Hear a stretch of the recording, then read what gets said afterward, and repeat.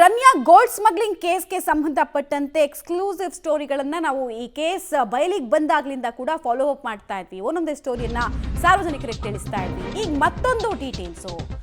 ನಟಿ Ranya gold smuggling ಕೇಸ್ಗೆ ಸಂಬಂಧಪಟ್ಟಂತೆ ರಾಜಕಾರಣಿಗಳಿಗೂ shock ಕಾದಿದೆಯಾ? ರಾಜ್ಯದ ಪ್ರಭಾವಿ ನಾಯಕನ ಪುತ್ರನ ಜೊತೆಗೆ ನಟಿ ರನ್ಯಾ ಸ್ನೇಹವನ್ನ ಚಾಚಿದ್ಲ. ಆ ಪ್ರಭಾವಿ ನಾಯಕನ ಮಗನಿಗೂ ನಟಿ ರನ್ಯಾ ಪರಿಚಯ ಅಂತೆ. ಮಗನ ಮೂಲಕ ಪ್ರಭಾವಿ ನಾಯಕನಿಗೆ ಪರಿಚಯ ಆಗಿದ್ಲಂತೆ ರನ್ಯಾ.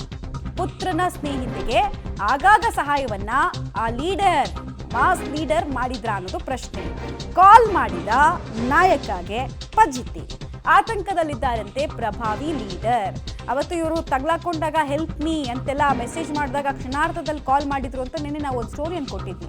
ಆ ಸ್ಟೋರಿಯ ಫಾಲೋ ಅಪ್ ಅಲ್ಲಿ ಇದ್ದಾಗ ಯಾರು ಆ ಲೀಡರು, ಯಾವ ಥರದ ನೆಟ್ವರ್ಕು, ಹೇಗೆ ಬಿಲ್ಡ್ ಆಯಿತು, ಕೇವಲ ಸ್ನೇಹನ ಅಥವಾ ವ್ಯಾವಹಾರಿಕ ಸಂಬಂಧ ಇತ್ತಾ, ಈ ಎಲ್ಲ ಪ್ರಶ್ನೆಗಳಿಗೆ ಒಂದೊಂದಾಗಿ ಮಾಹಿತಿಗಳು ಸಿಗ್ತಾ ಇದೆ. ರಾಜಕಾರಣಿಗಳು ಯೂಶಲಿ ಯಾರಿಗೂ ಫ್ರೀಯಾಗಿ ಫೇವರ್ ಮಾಡಲ್ಲ, ಹೇಳ್ಕೊಳಕ್ಕೆ ಮಾತ್ರ ಅದು ಸಮಾಜ ಸೇವೆ ಅಷ್ಟೇ. ಬಟ್ ಇವ್ರ ವಿಚಾರದಲ್ಲಿ ಅಷ್ಟೊಂದು ಮುತುವರ್ಜಿ, ಎಕ್ಸ್ಟ್ರಾ ಕನ್ಸರ್ನ್ ಯಾರು ತೋರಿಸಿದ್ರು, ಯಾವ ಕಾರಣಕ್ಕೆ ತೋರಿಸಿದ್ರು ಅನ್ನುವಂತಹ ಪ್ರಶ್ನೆ ಇದೆ. ಪ್ರಭಾವಿ ಸಚಿವ ಆದರೆ ಒಬ್ಬ ಪ್ರಭಾವಿ ಸಚಿವನ ಕತೆ ಹೇಗೆ ಅಂದರೆ, ರನ್ಯಾ ಜೊತೆಗೆ ನಿರಂತರವಾಗಿ ಅವರು ಸಂಪರ್ಕದಲ್ಲಿದ್ದರು ಅನ್ನೋದರ ಡೀಟೇಲ್ಸ್ ಸದ್ಯಕ್ಕೆ ಸಿಗ್ತಾ ಇದೆ. ಹಾಗೆ ರನ್ಯಾಗೆ 40 ಲಕ್ಷದ ಡೈಮಂಡ್ ನೆಕ್ಲೆಸನ್ನು ಇನ್ನೊಬ್ಬ ಪ್ರಭಾವಿ ಸಚಿವ ಕೊಟ್ಟರು ಅನ್ನೋದು ವಿಧಾನಸೌಧದ ಮೊಗಸಾಲೆಯಲ್ಲಿ ಕೇಳಿ ಬರ್ತಾ ಇರುವಂತಹ ಮಾತು. 2 ಬಾರಿ ರನ್ಯಾಕ್ಕೆ ಕಾಲ್ ಕೂಡ ಮಾಡಿದ್ರು ಆ ಪ್ರಭಾವಿ ಸಚಿವ ಅನ್ನೋದು ಕೂಡ ಮಾಹಿತಿ ಇದೆ. 2 ಸಲ, ಅದು ಎಷ್ಟು 6 ಮಿನಿಟ್ಸ್ ಅಂತರದಲ್ಲಿ 4.25 ನಿಮಿಷ ಮಾತಾಡಿದ್ದಾರೆ ಅನ್ನೋದು ಪ್ರಾಥಮಿಕವಾಗಿ DRI ಅಧಿಕಾರಿಗಳ ತನಿಖಾ ವರದಿಯಲ್ಲಿದೆ. ಸಚಿವರ ಮಗನ ಜೊತೆಗೂ ಕೂಡ ರನ್ಯಾಗೆ ನಂಟಿತ್ತು, ಲಿಂಕ್ ಎಸ್ಟಾಬ್ಲಿಷ್ ಆಗ್ತಾ ಇದೆ. ಬೇಸಿಕಲಿ ಯಾರ್ಯಾರ ಸಂಪರ್ಕ ಹೇಗಿತ್ತು ಅನ್ನೋದ್ರ ಲಿಂಕ್ ಎಸ್ಟಾಬ್ಲಿಷ್ ಆಗ್ತಾ ಇದೆ. ಮುಂದುವರೆದ ಭಾಗವಾಗಿ ಸಚಿವರ ಪುತ್ರನ ಜೊತೆಗೆ ಈಕೆಯ ಒಡನಾಟ ಹೆಚ್ಚಾಗೇ ಇತ್ತು, ಆಗಾಗ ಅಲ್ಲಲ್ಲಿ ಕಾಣಿಸ್ಕೊಳ್ತಾ ಇದ್ರು ಅನ್ನೋ ಮಾತು ಕೂಡ ಕೇಳಿ ಬರ್ತಾ ಇದೆ. ಹೀಗಾಗಿ ಎನಿ ಮೂಮೆಂಟ್ ಆ ರಾಜಕಾರಣಿಯ ಮನೆಯ ಬಾಗಿಲನ್ನು ಬಡಿಬಹುದು. ಪ್ರಭಾವಿ ಶಾಸಕನ ಸಹೋದರನ ಜೊತೆಗೂ ಕೂಡ ರನ್ಯಾಗೆ ನಂಟಿತ್ತಂತೆ. ಕೇವಲ ಸಚಿವರಿಗೆ ಮಾತ್ರ ಈಕೆಯ ಕಾಂಟ್ಯಾಕ್ಟು, ಲಿಂಕು, ಪ್ರಭಾವ ಇರಲಿಲ್ಲ, ಶಾಸಕರ ಜೊತೆಗೂ ಕೂಡ ಲಿಂಕ್ ಇತ್ತು. ಶಾಸಕನ ಸಹೋದರನ ಜೊತೆಗೆ ಅತ್ಯಂತ ಆತ್ಮೀಯ ಒಡನಾಟ ಇತ್ತು ಅನ್ನೋದು ಗೊತ್ತಾಗ್ತಾ ಇದೆ. ಕಾಲ್ ಹಿಸ್ಟ್ರಿ ಎಲ್ಲ ತೆಗೆದಾಗ, ಮೊಬೈಲ್ ರಿಟ್ರೀವ್ ಮಾಡಿದಾಗ DRI ಅಧಿಕಾರಿಗಳಿಗೆ ಸಿಕ್ಕಿರುವಂತಹ ತನಿಖಾ ವರದಿಯ ಮಾಹಿತಿ ನಿಮ್ಮ ಮುಂದೆ ನಾವಿಡ್ತಾ ಇದ್ದೀವಿ. ಓರ್ವ ಶಾಸಕನ ಸಹೋದರನಿಗೂ ದುಬೈ ಪರಿಚಯ, ಅದು ಸ್ನೇಹ. ದುಬೈಗೆ ಹೋದಾಗ್ಲೆಲ್ಲ ಶಾಸಕನ ಸಹೋದರನಿಂದ ಸಹಾಯ ಎಲ್ಲ ಆಗ್ತಾ ಇತ್ತಂತೆ. ನಾನು ಹೇಳಿದ್ನಲ್ಲ, ಸಹಾಯ ಸುಮ್ ಯಾರಿಗೂ ಮಾಡಲ್ಲ. ಇದೇನಾದರೂ ಈ ಫೇವರ್ ಮಾಡೋದಕ್ಕೆ ಇನ್ನೇನಾದರೂ ಬಿಸ್ನೆಸ್ ಲಿಂಕ್ಗಳಿತ್ತ ಅನ್ನೋದು ಮುಂದಿನ ಹಂತದಲ್ಲಿ ನಮ್ಗೆ ಅದು ಗೊತ್ತಾಗ್ಬಿಡುತ್ತೆ. ದುಬೈಗೆ ಹೋದಾಗಲೆಲ್ಲ ಆ ಶಾಸಕನ ಸಹೋದರನಿಂದ ಸಹಾಯ ಆಗ್ತಿತ್ತಂತೆ. ರನ್ಯಾ ರಾವ್ ಜೊತೆಗೆ ಫ್ರೆಂಡ್ಶಿಪ್ ಕಾರಣದಿಂದ CBI ಆತಂಕ ಈಗ ಅವ್ರಿಗೂ ಕೂಡ ಇದೆ.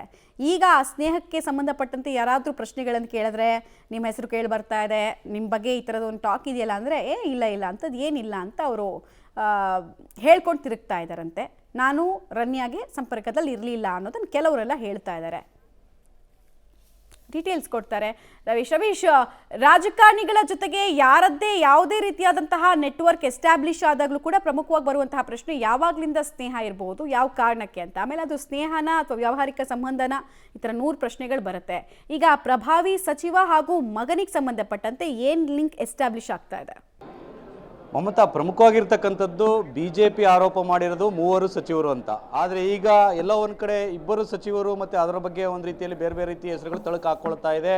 ಅದರ ಬಗ್ಗೆ ಯಾವುದೇ ರೀತಿಯ ಸ್ಪಷ್ಟತೆ ಇಲ್ಲ. ಎಲ್ಲವೂ ಕೂಡ ಎಲ್ಲೋ ಒಂದು ಕಡೆ ಅವ್ರು ಹೇಳಿದ್ರಂತೇನೋ, ಆದರೆ ಸತ್ಯಾಸತ್ಯತೆ ಹೊರಗಡೆ ಬರಬೇಕಾಗತ್ತೆ. CBI ಮತ್ತು DRI ತನಿಖೆಯಿಂದಲೂ ಕೂಡ ಸೂಕ್ತವಾಗಿ ಹೊರಗಡೆ ಬರಬೇಕಾಗತ್ತೆ.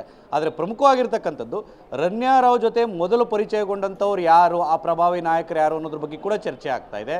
ಜೊತೆಗೆ ಆ ಒಂದು ಪ್ರಭಾವಿ ನಾಯಕನ ಮಗನಿಂದಾಗಿ ಆ ರನ್ಯಾ ರಾವ್ ಪರಿಚಯ ಆಗಿದ್ರು ಇನ್ನೊಬ್ಬರು ಪ್ರಭಾವಿ ನಾಯಕರಿಗೂ ಅನ್ನೋದು ಕೂಡ ಹೊರಗಡೆ ಬರ್ತಾ ಇದೆ.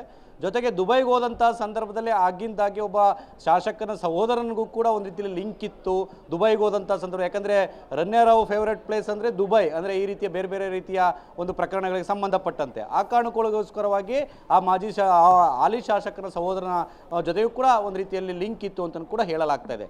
ಹಾಗಾಗಿ ಈ ಪ್ರಭಾವಿಗಳು ಏನಿದ್ದಾರೆ, ಇದು ರನ್ಯಾ ರಾವ್ಗೆ ಮೊದಲು ಪರಿಚಯ ಆಗಿರ್ತಕ್ಕಂಥವ್ರು ಬೇರೆ ಬೇರೆ ಕಡೆಯಿಂದ ಲಿಂಕ್ ಮಾಡಿಕೊಟ್ಟಿದ್ದಾರೆ. ಅದಾದ ನಂತರ ಪರಿಚಯ ಸ್ನೇಹಕ್ಕೆ ತಿರುಗಿದೆ. ಹಾಗಾಗಿ ಆಗಿಂದಾಗೆ ಬೇರೆ ಬೇರೆ ವಿಚಾರಗಳಲ್ಲೂ ಕೂಡ ರನ್ಯಾ ರಾವ್ಗೆ ಒಂದು ರೀತಿಯಲ್ಲಿ ಹೆಲ್ಪ್ ಮಾಡಿರ್ತಕ್ಕಂಥದ್ರ ಬಗ್ಗೆ ಸಾಕಷ್ಟು ಚರ್ಚೆ ಆಗ್ತಾ ಇದೆ. ಆದರೆ ಅವತ್ತು ಅಂದರೆ ಗೋಲ್ಡ್ ಸ್ಮಗ್ಲಿಂಗ್ ವಿಚಾರದಲ್ಲಿ ಅರೆಸ್ಟ್ ಆದಂಥ ರನ್ಯಾ ರಾವ್ ಮತ್ತು ಇವ್ರುಗಳಿಗೆ ಅಂದರೆ ಪ್ರಭಾವಿಗಳಿಗೂ ಕೂಡ ಲಿಂಕ್ ಇದೆಯಾ ಅನ್ನೋದ್ರ ಬಗ್ಗೆ ಕೂಡ ಸ್ಪಷ್ಟತೆ ಇಲ್ಲ. ಯಾಕೆಂದರೆ ಆ ಒಂದು ಪ್ರೋಟೋಕಾಲ್ ವಿಚಾರವಾಗಿ ಬೇರೆ ಬೇರೆ ರೀತಿಯಲ್ಲೂ ಕೂಡ ಲಿಂಕನ್ನು ತೆಗೆದುಕೊಂಡು ಇನ್ಫ್ಲೂಯೆನ್ಸ್ ಆಧಾರದ ಮೇಲೆ ಪ್ರೋಟೋಕಾಲ್ ಅಧಿಕಾರಿಗಳ ಒಂದು ಪೊಲೀಸರು ಮತ್ತು ಅವರೆಲ್ಲ ಕೂಡ ದುರ್ಬಳಕೆ ಮಾಡ್ಕೊಂಡಿದ್ದಾರೆ ಆರೋಪ ಇದೆ.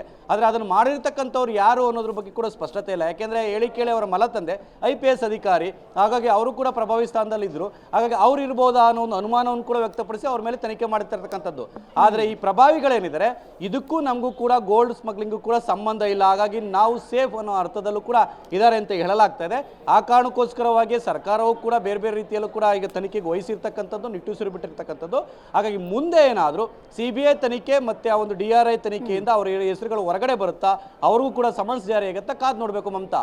ಧನ್ಯವಾದ ರಮೇಶ್ ತಮ್ಮೆಲ್ಲ ಮಾಹಿತಿಗಾಗಿ. ಒಟ್ಟಿನಲ್ಲಿ ನೀವು ನೋಡಿ, ಯಾವುದೇ ಸ್ಕ್ಯಾಮ್ ಆದರೂ ತಗೊಳ್ಳಿ, ಬಿಟ್ಕಾಯಿನ್ ಸ್ಕ್ಯಾಮ್ ಇರ್ಬೋದು, PSI ಹಗರಣ ಇರ್ಬೋದು, ಅಥವಾ ಯಾವುದೋ ಡ್ರಗ್ ಜಾಲ ಇರ್ಬೋದು, ಎಲ್ಲ ಹೋಗಿ ಬಂದು ಯಾರು ಬುಡಕ್ಕೆ ಬರುತ್ತೆ, ಯಾರ ಹತ್ರಕ್ಕೆ ಬರುತ್ತೆ, ಯಾರ ಕಾಲ ಹತ್ರ ಬರುತ್ತೆ ಅಂದರೆ ರಾಜಕಾರಣಿಗಳ ಕಾಲ ಹತ್ರ ಬರುತ್ತೆ.